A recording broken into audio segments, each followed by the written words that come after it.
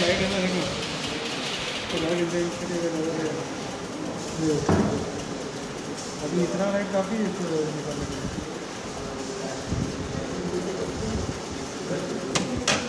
Over here you can see a microcontroller. We have used your PIC 16877A, and this bus, as you can see, these are actually the pins which have been used as the input for the LDR voltages. Over here the green, this yellow, orange and red. These are the 4 voltages which have been given from the LDRs. There are 2 more wires over here. That is the brown one and the black one.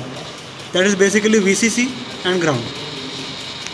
This is the crystal. This is the basic design that we use for any project which has a microcontroller. This IC over here is called L293D, which is the H-bridge motor driver IC.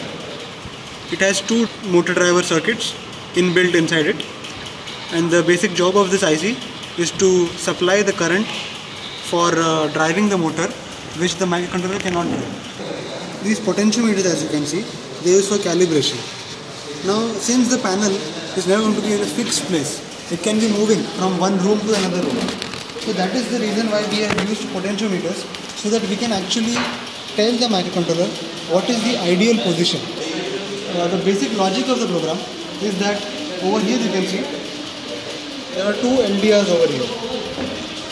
For just a second, I'll switch this off. Okay. These 2 LDRs over here, there are 2 axes. This is called the elevation axis. So the panel will move like this. And this is called the azimuth axis. The panel will move like this. Now, on the basis of the readings of these LDRs, the microcontroller will compare which LDR is giving a higher voltage. And according to that voltage, it will tell the motor to go either clockwise or anti-clockwise. Now, in case of elevation motor, this is the motor which will work. If this LDR is getting more light, then this motor will go in this direction, that is clockwise, and similarly vice versa. Even for this motor, it is the same thing. So this is our project in which I am using a mobile torch as the source of light. As you can see, in whichever direction I point to the light, the panel will always try to track the light.